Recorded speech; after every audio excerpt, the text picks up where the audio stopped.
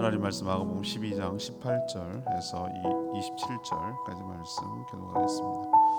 마가복음 12장 18절에서 27절까지입니다. 오늘은 3월 13일 수요일 저녁입니다.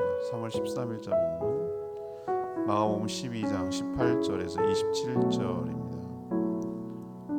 교독하겠습니다. 부활이 없다는 사두개인들이 예수께 와서 물어 이르되 선생님이여 모세가 우리에게 써주기를 어떤 사람의 형이 자식이 없어 아내를 두고 죽으면 그 동생이 그 아내를 취하여 형을 위하여 상속자를 세울지니라 했나니 7형제가 있었는데 마지가 아내를 취하였다가 상속자가 없이 죽고 둘째도 그 여자가 취하였다가 상속자가 없이 죽고 셋째도 그렇게 하여 일곱이 다 상속자가 없었고 최후의 여자도 죽었나이다.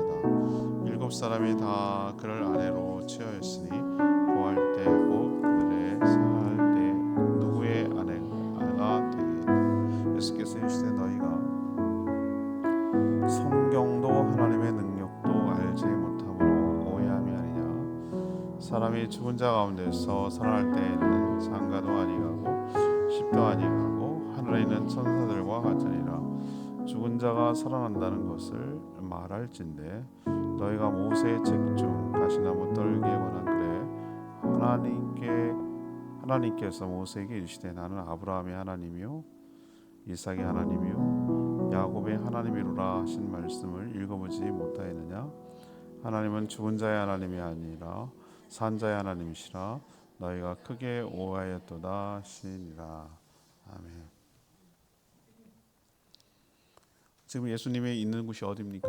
예루살렘 성전 안에입니다. 지금 시기는 언제입니까? 예수님이 십자가에 달리시기 직전 한 주간 그 가운데 있는 시간입니다. 성전에 호랑이 굴 잡으러 호랑이 굴에 들어간 꼴이라고 제가 말씀을 드렸죠. 그동안 벼르고 예수님 오기만을 기다렸는데 알아서 굴러 들어온 예수님을 못 잡아먹어서 종교 지도자들이 아주 난리가 났습니다. 더구나 도발을 한 것처럼 느껴졌죠. 성전 정화 사건을 통해서 자기 밥그릇을 지금 빼앗으니까 독이 오를 대로 올라가지고 자기들 대표 선수들을 하나씩 돌려가면서 보내가지고 지금 이겨보려고 덤비고 있는 가운데 있습니다. 오늘 주인공은 사도계파입니다. 근데 판판이 다 깨져요. 도장 깨기 하듯이 예수님은 하나씩 그들의 허점을 드러내면서 그들의 무지를 드러내면서 하죠. 예수님이 지혜 그 자체이시기 때문에 그렇습니다. 자, 오늘 사두개인들이 와서 예수님께 와서 자기들이 가장 자신 있어 하는 부분, 이 부활에 관한 그 주제를 가지고 논쟁을 하죠. 가정을 한 거예요. 형사 취수대도 계대 결혼 이걸 끌고 들어왔어요. 가정이긴 합니다만. 그래서 부활이 있다면 일곱 형제 중에서 도대체 누구의 아내가 되겠습니까? 이 난장판이 되고 이 혼란스럽고 이 꼬여버린 가족 관계를 어떻게 설명할 겁니까? 이 말을 하고자 하는 것은 뭡니까? 노리는 수가 뭐예요? 그러네, 부활이 있으면 안 되겠네, 그런 일이 없겠네 라는 것을 끌어내려고 하는 그들의 술책인 것이죠. 나름 곤란한 질문이었어요. 그게. 예수님이 한마디로 딱 정리하죠. 너희들은 두 가지를 모르는데 성경도 모르고 하나님의 능력도 몰라서 뭐하고 있다? 오해하고 있다, 이렇게 책망을 하겠어요. 이게 아무래도 오늘 핵심 구절이 되겠죠. 그렇죠? 그럼 우리도 이걸 적용한다면 어떻게 되겠습니까? 성경도 모르고 하나님의 능력도 모르면 오해하죠. 하나님과 하나님이 하시는 모든 일을 오해할 수 있다. 누구처럼? 사두개인처럼. 그렇게 우리에게 적용할 수가 있는 것이죠. 예수님 말씀하시는 것은 무엇입니까? 부활하면 지금과 연장선이라고 생각하지 마라. 부활을 하면 전혀 다른 세계에서 우리가 살고 몸도 바뀐다. 천사처럼 우리가 산다. 모두가 하나님의 자녀로 지낼 뿐이다. 하나님은 산자의 하나님이시다. 이 얘기는 부활이 있다 라는 것을 그들의 족장들 이름을 들먹이면서 이야기하셨어요. 당연히 오늘 질문은 뭐겠습니까? 사두개인들의 문제점은 무엇입니까? 이게 오늘 질문이에요. 사두개인들의 문제점은 무엇입니까? 첫 번째는요, 현세의 복만 추구하며 살아가는 것. 현세의 복만 추구하며 살아가는 게 이들의 문제예요. 예수님이 예루살렘 성전에 계시자 당시 모든 종파들이 돌아가면서 예수님과 논쟁하면서 예수님을 책잡으려고 그렇게 지금 접근해서 시도하고 있는 것이 보여집니다. 이번 선수는 입장은 사두개파 입장입니다. 사두개파가 누구입니까? 바리새파와 쌍벽을 이루는 종파입니다. 산헤드린 공회가 70명이 정원이었는데 거기서 두 라이벌이 바로 이 사두개파였습니다. 바리새파를 주로 책망했다고 해서 이들도 예수님이 옹호한 건 아닙니다. 그렇게 오해하시면 안 되고, 이들이 어떤 주장을 하고 있었냐면은 주로 제사장 사독, 그래서 사두개파입니다. 제사장 사독의 후손들이 주로 많았기 때문에, 그래서 제사장들이 주로 많이 있었습니다. 이들의 특징은 뭐냐면은 모세오경, 그러니까 성경이 우리로 치면은 뭐가 있습니까? 모세오경, 그 율법서가 있고 또 뭐가 있죠? 그들도 우리랑 순서 배열이 좀 달라요. 배열이 다른데 그 내용 구성하는 컨텐츠는 같아요. 근데 의도성이 다분하기 때문에 우리랑 좀 다른데, 맨 처음에 뭡니까? 걔네들은 모세오경이 우리랑 똑같아요. 그거는 똑같아. 그 다음에 뭡니까? 얘네들은 그 선지서를 다룹니다. 선지서를 쫙 늘어놔요. 그리고 나서 뭐 시가서를 다루고 뭐 이런 역사서를 다루고, 그다음에 선지서, 시가서 뭐 이런 식으로 다루는데, 아무튼 그런 성경을 이들은 자체의 사두개파 무시한다니까요. 뭐만 딱 믿냐면은 모세오경만 믿는 거. 모세오경에 모세가 썼다고 믿는 거. 창세기, 출애굽기, 레위기, 민수기, 요 5가지. 아닌가? 창세기, 출애굽기, 레위기, 민수기, 신명기. 다음 달에 우리 신명기 하네요. 뭐 빼면 큰일 날 뻔했네. 5개. 요것만 믿는 거예요. 그 나머지 율법서, 나머지 역사서, 나머지 선지서, 나머지 뭐 그 시가서, 그 이런 거 압니다.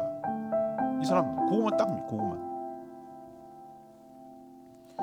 그래서 어떤 부작용이 생기냐면, 모세오경을 보면은, 율법서를 보면은 부활과 내세에 대한 직접적인 언급이 없다. 부활에 관한 언급이 없고 내세에 대한 직접 언급이 없다라는 이유를 들어가지고 부활, 내세, 천사를 부정하는 굉장히 현실적인 사람들이에요. 전 이 사람들을 보면서 현대판 우리로 치면 뭘 느껴지냐면은 여호와증인들. 여호와증인들 여러분 의외로 다른 이단에 묻혀서 좀 요즘 그렇지, 옛날에 아주 대단했어. 지금도 대단해요. 지금도 대단하고. 여러분 여호와 왕국이라고 거기 걔네들 교회당 가보셨어요? 제주도 의원이 많습니다. 의외로. 천백도로 올라가다 보면은 저쪽도 있는데, 천백도로 올라가다 보면 이렇게 왕국회관 해가지고 여호와증인 그 있잖아요. 들어가 보진 않았어도 어떤 느낌이 드세요, 여러분? 깔끔하게 조경돼 있잖아요. 먼지 하나 없어, 휴지 하나 안. 그 여호와 증인들 전도하러 다니는 거 보셨어요? 짝씩 둘레가 파스텔 들고 다니는데 아주 최상의 옷을 입고 다닙니다. 마치 무슨 잔치집 가는 거죠. 그렇게 교육을 시켜요. 왜 그런 모습을 보이죠? 왜 그렇습니까? 이 땅이 천국이라는 거예요. 저 세상은 없다는 거예요. 이 땅에서 천국이 일어난다고 그러는 거예요. 지극히 현실적인 사람들이에요. 그러니까 여기를 잘 가꿔야 되는 거예요. 그 느낌 아시겠죠? 그러니까 저런 모습이 나오는 거예요. 그래서 이 땅에 하나님 나라가 실현된다고 본다. 이게 바로 이 사두개파들의 주장이거든요. 그러니 당연히 뭐에 관심이 많습니까? 저 세상이 없다라고 치면 이 땅에 관심이 있고, 이 땅의 성공에 대해서 관심이 많을 수밖에 없죠. 그렇지 않겠어요? 그래서 정치적으로 보면 로마 제국의 친로마 제국이죠. 바리새파는 반로마 제국, 이런 어떤 정치적인 차이가 여기서 나타나는 거예요. 그래서 로마 제국을 빌붙어서 돈과 권력을 얻으려 하는 거예요. 굉장히 현실적인, 이 땅에서 돈과 권력이 있는 게 축복이니까, 그게 극대화되는 게 천국이고, 이렇게 생각을 하니까 당연히 친로마 제국에 붙을 수밖에 없어요. 우리 역시 말이죠, 부활과 내세가 없다고 전제를 해보세요. 부활도 없고 내세도 없다 그러면 어떻게 되겠습니까? 이 땅이 전부잖아요. 그럼 죽으면 끝이잖아요. 그럼 어떻게 하겠어요? 그 짧은 살아있는 동안에 할 거 다 하려고 그러고, 누릴 거 다 누리려고, 해볼 거 다 해보려고 그럴 거예요. 그렇게 만들겠어요? 여러분 만약에 주변에 멀리 갈 거 없어요. 여러분 안 믿는 사람들 이렇게 보세요. 죽으면 끝이야 라고 생각하는 사람들이 공부를 많이 배웠건 적게 배웠건 어쩜 그렇게 똑같아요? 그런 게 똑같아요. 죽으면 끝이라는 사람도 의외로 많아요. 많이 배운 사람도 그렇다니까요. 이게 많이 배우고 뭐 그게 아니에요. 이건 하나의 신념이에요. 신앙이기도 하고. 그런 사람의 특징은 뭐예요? 에이, 죽으면 뭐 허무주의에 빠지거나 아니면 지독스러운 현실 쾌락주의에 빠지거나 뭐 이렇게 나갈 수밖에 없는 것이에요. 제 기억나기는 우리 사촌 형 같은데 그 형 보면은 난 다 죽기 전에 다 쓰고 죽는다는 거야. 그런 얘기 하더라고. 근데 어렸을 때 내가 완전히 어린 건 아니지만 참 딱하다는 생각이 들었어. 딱하. 이 전부라고 생각하니까 저런 말을 나오는구나 라는 생각이 들었어. 여러분, 우리가 내세가 있다라고 믿는 것, 부활이 있다라고 믿는 것이 그 자체도 은혜이며 축복인 줄로 믿습니다. 그 뒤에 누리는 것도 축복이지만 그런 것의 믿음이 지금 여기에 살아가는 삶에도 미친다니까요. 왜 그런가? 죽으면 끝이고 그렇게 살아가는 사람들하고 아니야, 우리는 부활하고 영생을 누릴 거야 라고 생각하는 사람은 그 당연히 영생을 누릴 것과 부활할 것을 대비하며 살죠. 그걸 의식하며 살죠. 그것을 준비하며 살지요. 그 삶의 스케일이 확 다르잖아요. 여기면 끝이야 라고 생각하는 사람들하고 영원히 산다고 생각하는 사람이 생각하는 범위와 삶의 준비, 그게 얼마나 다르겠냐고. 차원이 다르죠. 차원이. 근데 우리는 부활할 것을 믿고 영생할 것을 믿고 이렇게 살아가니까 이 땅이 전부가 아니라는 것을 믿고 이 몸이 전부가 아니라는 것을 믿고 죽으면 끝이 아니라는 걸 믿고, 이것이 우리를 얼마나 삶을 안정되고 풍요롭게 하는지 모른다고요. 만약에 우리가 죽으면 끝이라고 생각하면 늙어감에 대해서, 나이 듦에 대해서, 병듦에 대해서, 쇠약함에 대해서 굉장히 비참해지고 우울해지고 그럴 거예요. 근데 때가 되면 우린 다 후회하고 정말 점점 그렇지만 우리 속사람은 날로 새로워지게 될 줄로 믿습니다. 이 몸이 끝이면 끝이 아니라는 걸 우리는 알고 있기 때문에 너무 막 절절절절 매고 두려워하고 막 염려하지 않는 것이죠. 커튼 하나 제끼고, 제가 그런 표현까지 썼잖아요. 찜질방 가면은 사우나에서 커튼 하나 제끼면 찜질방 들어가더라고. 그 느낌 아시겠어요? 그 정도의 죽음은 그런 거라고요. 그 정도로 간격이 없다고요. 여러분 나중에 죽어보시면 알걸요. 뭐 이렇게 가까운 곳이었어? 라고 생각하는 새로운 세계가 쫙 열리는 것 뿐이에요. 없어지는 게 아니란 말이에요. 내가 없어지는 게 아니고 새로운 세계로 들어가는 것 뿐이에요. 여러분 그거 믿으시고, 또 이 몸이 영원한 몸이라고 생각하지 마시고, 내가 부활의 몸, 영광스러운 몸, 죄짓지 않는 몸, 아프지 않는 몸, 병들지 않는 몸, 눈물 없는 몸, 죽지도 않은 몸으로 바뀌게 될 줄로 믿습니다. 그때는 약함도 없고 못남도 없고 그렇지 않아요. 천사처럼 아름다운 몸, 완벽한 몸으로 될 줄로 믿습니다. 그냥 못생겼다고 컴플렉스 가질 거 없어요. 그때 가면 자랑할 것도 없어요. 건강 자랑할 것도 없고 뭐도 없어요. 다 그때는 영광스러운 몸이 될 줄로 믿습니다. 이렇게 생각하는 사람하고 죽으면 끝이라고 생각하는 사람하고 얼마나 다르겠냐고요. 사두개인들 불쌍한 사람들이에요.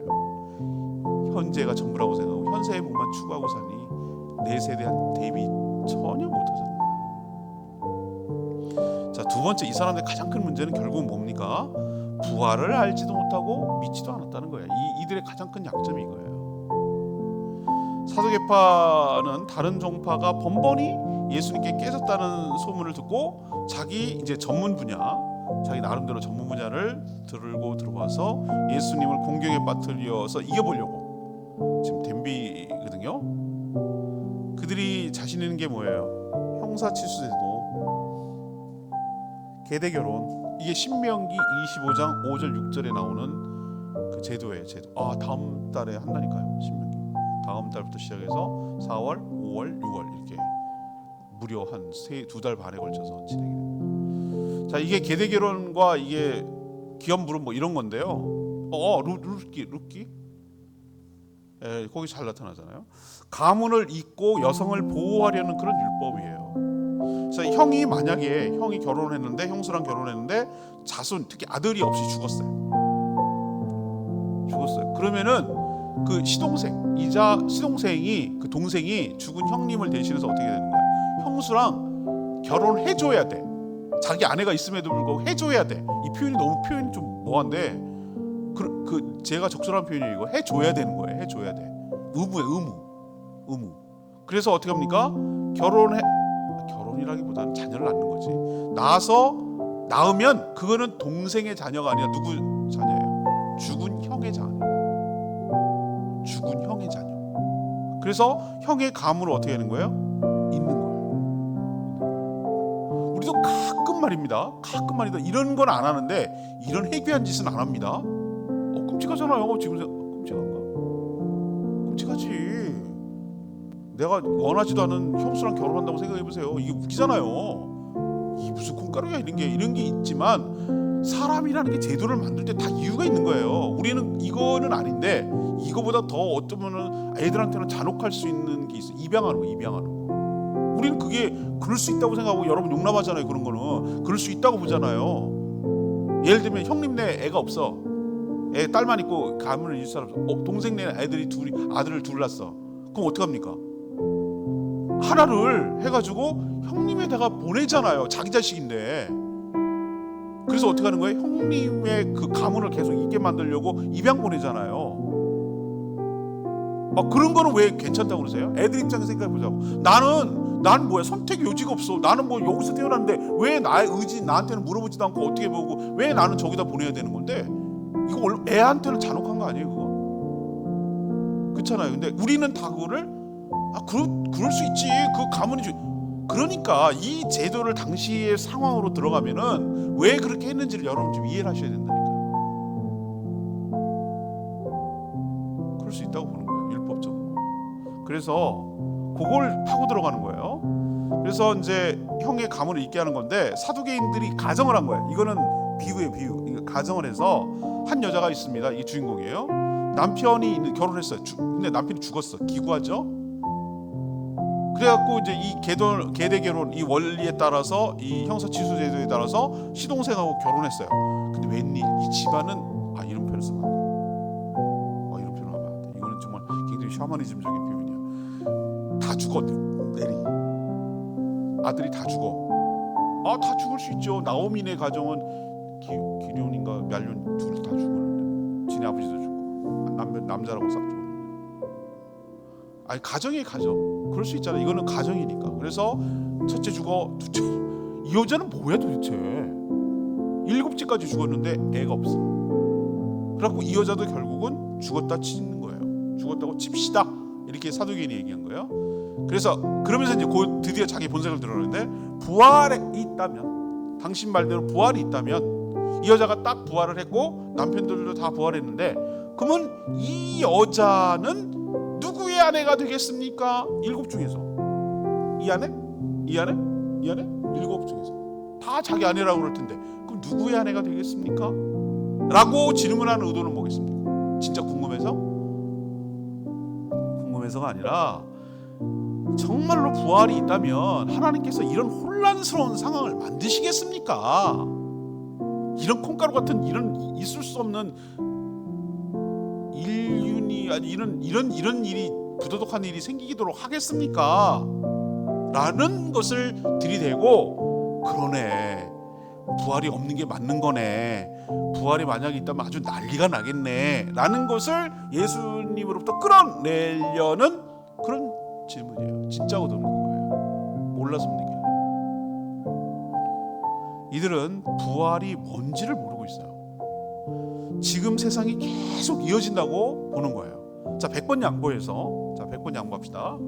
부활이라는 단어라는 없었지만 그들이 성경을 오로지 성경으로 인정하는 모세오경을 가보자고요. 제가 창세기를 강의 설교할 때 그 유명한 사건, 믿음의 조상, 자신들의 조상이라고 믿음의 조상 아브라함이 칼을 들어 어떻게 합니까? 이삭을 칼로 내리치려고 했을 때 신약의 구약이라 하는 히브리서는 그걸 어떻게 표현하고 있습니까? 아브라함이 뭘 믿었다고 그랬어요? 죽은 자 가운데서 다시 살릴 것을 믿었다고 그랬어요. 부활신앙이 있었다는 거예요. 그가 이렇게까지 나올 수 있었던 것은 수많은 하나님의 연단과 믿음의 훈련이 있었기 때문에 그런 거예요. 뭐라고 하나님이 얘기했죠? 너의 몸에서, 그 다음에 사라의 몸에서 태어날 자식이 약속의 자녀예요. 약속의 씨라고 그랬어요. 그러면 이삭 외에는 약속의 씨가 될 수 없는 거예요. 사라의 몸에서 태어난 유일한 아이니까. 그렇다면 그렇다면 이렇게 생각한 거예요. 하나님께서 우리 둘의 죽은 자 가운데서 나이 100세 할아버지가 뭔 애를 낳냐고. 우리 집 할머니가 살아있는 것만 해도 용하지. 안 그래요? 100세 할아버지, 90세 할머니, 아브라함, 사라, 무슨 증손자를 봐도 이상하지 않네. 그렇지 않아요? 근데 거기서 무슨 애가 태어나냐고요. 그러니까 자기들도 알아. 이거는 불가능한 일인데 말이 안 되는데 죽은 자 가운데서 죽은 몸에서 그러니까 몸이 죽었다는 게 아니라 도저히 생산해낼 수 없는 상태에서 하나님이 만드신 하나님이라면, 태어나게 하신 분이라면 이 아이를 죽여도, 이삭을 죽여도 이 아이가 하나님께서 다시 살려낼 줄로 믿습니다. 이 믿음이에요. 이 믿음이 있었기 때문에 칼을 들이는 거예요. 그래서 히브리서는 창세기를 조명하면서 아브라함의 행동을 뭐라고 하냐면 부활신앙으로 관점에서 이것을 재해석하는 거예요. 왜 부활이 없어요? 니네가 그렇게 믿는 모세오경 창세기에 나오는 아브라함, 그렇게 믿음의 조상이라고 하는 아브라함도 부활신앙이 있었기 때문에 칼을 들이댄 거야. 부활이라는 단어가 없다고 해가지고 하면 안 돼요. 성부, 성자, 성령 하나님이 없다고 해서 삼일체 개념이 삼일체가 어딨냐 성경에, 이렇게 말하면 안 된다고요. 그건 우리가 인간의 이해를 표현하기 위해서 그렇게 나중에 쓴 것이지만, 물론 성경에 없어요. 그런 거 없습니다. 삼일체라는 게 어디 있어요? 성경에 없어요. 없으면 그런 게 없는 거냐? 아니거든요. 우리는 내용으로 보면 충분히 있다는 걸 알거든요. 우리는 창세기를 보면 충분히 아브라함이 부활신앙을 갖고 있다는 걸 알거든요. 그렇기 때문에 가만히 있다. 그 왜 내세가 없어? 내세 얘기할게요. 제가 아브라함이 내가 뭐라 그랬어요? 히브리는 또 다시 조명합니다. 제가 이사 신방할 때 자주 쓰는 표현이라고 그랬죠. 그는 끝까지 장막에서 살았다고 그랬어요. 장막에서, 텐트. 아들이 없으면 그럴 수 있어요. 에이, 내가 뭐 물려줄 자식이냐. 우리 장인어른이 자주 하시는 말씀이에요. 내가 물려줄 아들이 있냐. 근데 그 아들보다 더 귀한 딸이 있구만. 뭘 그렇게 맨날 아들 타령을 아직도 하시는데. 그 아들 있잖아요. 이제 이삭 생겼잖아요. 돈이 없냐? 돈이 왜 없어요? 어마어마한 갚은데. 그 사람이 왜 끝까지 장막에서 살았는지를 표현하는 것은 하나님이 지으실 아름다운 터, 하나님이 지으실 터가 있음을 바랐습니다. 히브리서 11장. 그게 뭐예요? 하나님이 지으실 터가 뭡니까? 천국이잖아요. 내세잖아요. 지금 사두개인들이 부활도 알지도 못하고 부활을 믿지도 못하고 참 불쌍한 사람들. 그렇게 있는데도 불구하고 자기식으로 멋대로 해석하고 그렇게 하니까 이렇게 살아가는 것이에요. 부활을 믿지 못한다면 이 불신자가 가는 거예요. 하나님이 그렇게 얘기를 했는데도 불구하고 우리도 그럴 수 있다는 생각을 가지시기를 바랍니다. 마지막 세 번째가 오늘 진짜 하고 싶었던 얘기인데요. 성경도 하나님의 능력도 몰랐어요. 성경도 하나님의 능력도 몰랐어요. 이들은 나름 날카로운 공격을 예수님께 가했다고 아마 의기양양했을 거예요. 그런데 예수님은 그들을 향해서 뭐라고 탁 잘라 얘기냐면, 너희들이 성경도 모르고 하나님의 능력도 모르는 무식함 때문에 오해하였도다. 이렇게 아주 질타를 하시는 거예요. 부활은 현세의 연장이 아닙니다. 전혀 다른 차원의 세계에서 전혀 다른 몸으로 전혀 다른 삶을 살아가는 것입니다. 참 아직도 이를 보세요. 우리가 보세요. 만울력, 중력 아시죠? 중력? 사과가 떨어지는 거, 뉴턴이 떨어지는 걸 통해서 알았다고 그랬잖아요. 뉴턴은 사과라고 그러잖아요. 아무리 몰라도 그건 아시죠? 그냥 떨어져가지고 했던 그 얘기는 아시잖아요. 그러니까 우리는 너무 당연하게 생각했던 게 왜 당연하냐 이거예요. 왜 위에서 아래로 떨어지냐고 생각을 그 사람 아무도 못 했는데 그 사람 한 거예요. 왜 떨어지겠어요? 그냥 떨어지니까. 이렇게 하면 그건 진짜 무식한 얘기고, 잡아다니는 힘이 있다는 거예요. 끌어다니는 힘이 있다는 거예요. 중력. 그걸 깨달은 거예요. 그러니까 위에서 아래 떨어지는 거예요. 위라고 하는 것은 정확하게 말하면 중심부로 떨어지는 거지. 위라고 하는 건 아니고 정확하게 핵으로 떨어지는 거지. 우리는 알아요. 우주선으로 날아가면 중력의 영향에서 벗어나게 되면 어떻게 되는 겁니까? 우주선에 우리 영화 봤잖아요. 하도 영화도 많이 보고 실제로도 많이 보고 붕 이렇게 떠다니잖아요. 그리고 안 보셨어요? 보시죠. 막 물컵이 막 이렇게 되고, 요즘 막 재밌는 유튜브 같은데 보면은 거기서 물을 끓이면 기포만 이렇게 커진대. 누르는 게 없으니까 등경이 물을 누르지 않으니까 대류 현상이 안 일어나는 거예요. 이게 순환이 안 되니까 기포만 이렇게 늘어난다는 거예요. 재밌더라고요. 막 이렇게 여기 댕기잖아요. 얼마나 가볍겠어요? 거기 가면 또 뭐가 줄어들고 뭐 여러 가지 뭐 자외선도 쬐고 그래서 거기 갔다 오면 우주인들이 얼마나 몸에 변화가 일어나는지에 대해서 아는데 확실히 일찍 죽어요. 그렇게 하면은. 왜냐하면 자연스럽게 여기서 살던 데가 아니라 여러 가지 면에서 문제가 생기는 거예요, 사람이. 자, 보세요. 우리는 저 중력만 벗어나도 완전히 다른 세상에 살아요. 완전히 다른, 지금과 다른 세상에. 달에서 붕 이렇게 된다며요. 그게 없어가지고 붕 이렇게 축집 pop순다며요. 여러분 그 얘기 안 들어보셨어요? 우리가 조금만 이렇게 달라져도, 우리라는 여기 세계만 달라져도 이렇게 다른 세상이 있는데, 아니 이게 다 어떻게 보면 하나님이 창조하신 물리적 세계 어디서 벗어난 것도 아닌데 전혀 다른 차원, 그러니까 하나님의 세계, 영의 세계에 들어가면은 얼마나 많이 달라지겠냐고요. 요 정도만, 중력만 벗어나도 이렇게 다른 삶을 사는데 우리가 하나님의 세계로 들어가면은 달라질 게 너무 많지 않겠어요? 그런데도 얘네들은, 사도인들은 연장으로 온다니까요. 사인세의 연장. 그러니까 그런 무슨 부활 얘기나 하고 형사치유제도나 그런 얘기를 하는 거예요. 그래서 예수님이 우리 인간의 언어 수준을 이해시키기 위해서 그들이 생각해낼 수 있는 가장 근접한 얘기를, 개념을 꺼냈어요. 천사 얘기를 꺼냈어요. 천사와 같은 삶을 산다 그랬어요. 우리가 천사가 된다는 건 아니고, 결혼해서 자녀를 낳을 필요가 없는 거예요. 더 이상 생산할 필요가 없는 거예요. 생육하고 번성할 이유가 없는 거예요. 이미 끝났어요. 완성됐어. 그래서 정해졌어요. 이미 충만하고 채워졌어요. 더 이상 더 확대할 필요가 없는 거예요.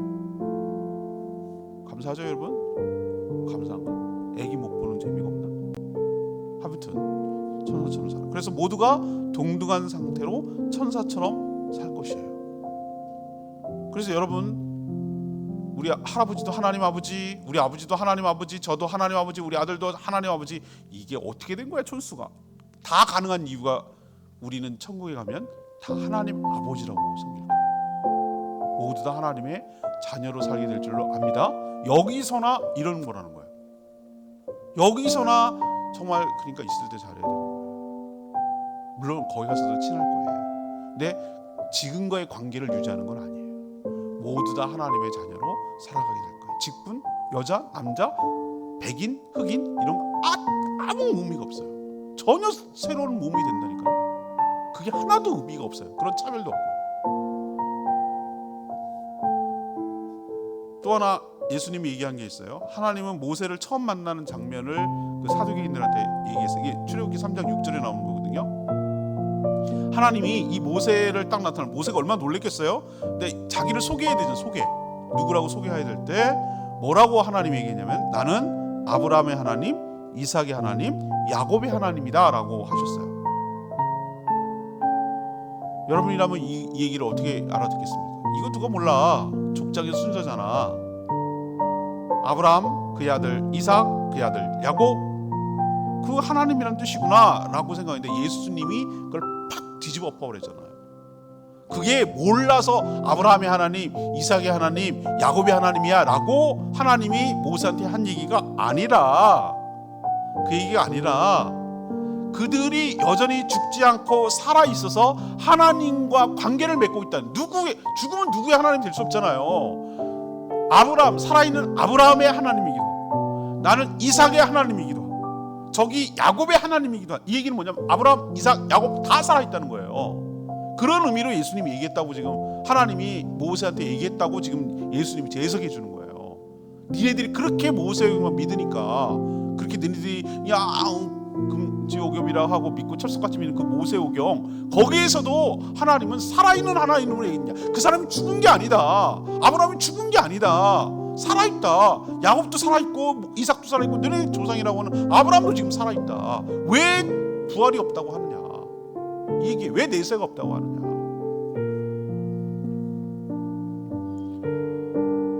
그래서 예수님이 뭐라고 합니까? 너희가 성경도 하나님의 능력도 모르니까 이런 오해를 한다, 이렇게 얘기했어요.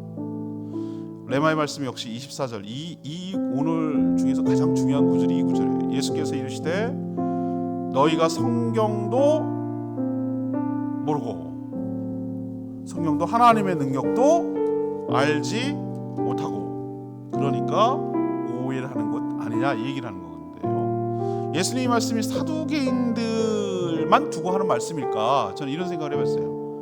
이게 오늘 정말 중요한 구절, 우리들을 향한 경고이기도 하지 않을까.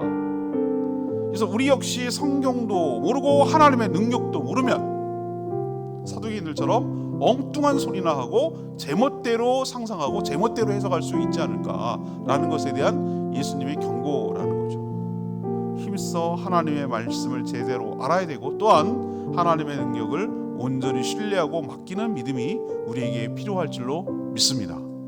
모르면 불신하고 오해할 수밖에 없다는 거예요. 아는 만큼 보이고 보이는 만큼 믿게 되는 것이에요. 그래서 우리는 힘써 여호와를 알자, 힘써 여호와를 알자. 그 호세 선자가 호소했던 말이 무슨 뜻인지 우리가 좀 알아야 될 줄로 믿습니다. 우리도 사두개인처럼 되지 않으려면 정신 차리고 주의 말씀을 깨닫게 되기를 바랍니다. 171장 찬양지 부르고 기도하겠습니다.